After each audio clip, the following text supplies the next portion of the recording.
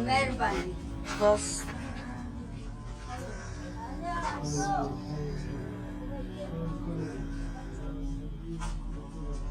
यार मेरे को नहीं दिक्कत है, जियारत करेगा सवाब होगा, दिक्कत नहीं है। आएगा सुरता वाला बहुत बेचैन करता है।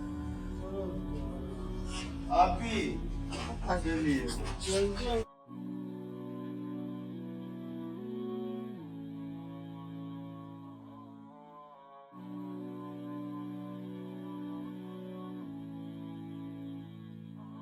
मानिए सुरता आ जाएगा, बहुत दिक्कत करेगा।